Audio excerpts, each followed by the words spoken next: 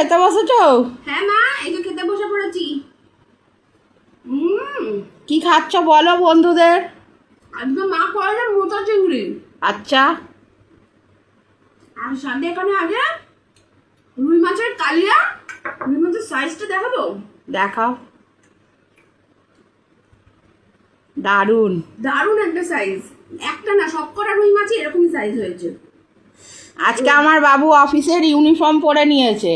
Uniform পরেই যাচ্ছি আজকে। হ্যাঁ, এখান থেকেই পরে যাচ্ছে, অন্যদিন অফিসে গিয়ে চেঞ্জ করে। আজকে বললো যে না, এখান থেকে পরে যাব। ভালো হয়েছে মোচা চিংড়ি। দারুণ, জমে ক্ষীর। জমে ক্ষীর। আচ্ছা,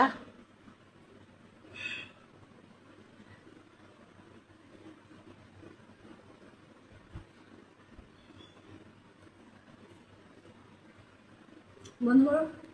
সুন্দর হয়েছে মোচা চিংড়িটা, কি বলবো।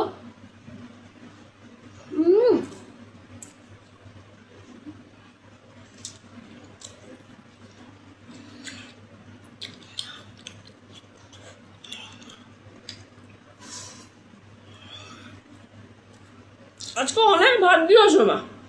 না আমি সেরকম দিও ভাতটা আসলে তাড়াহুড়ো করতে তো ওই না না, ভাত বেশি আছে।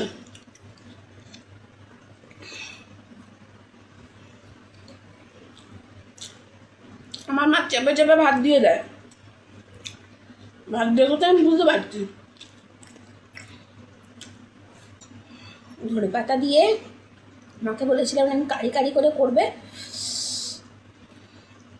সত্যি কথা, তাড়াহুড়ো করে না খাওয়াও যায় না, তাই না মা? অফিস এত তাড়াহুড়ো হতো না, তুমি ঠিক টাইমেই ছিলে। আরে বাবা পড়ে গেল, ওটা তো বিপদ হয়ে গেল না হঠাৎ করে। জানি না বাবা বেরোতে পারবে কিনা আজকে।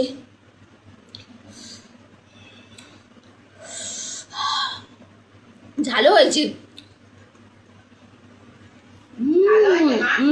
দারুণ হয়েছে।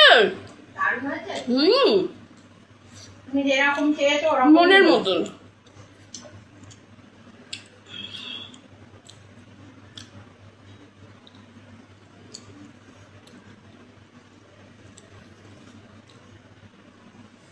রুই মাছের কাঁটা বেশ।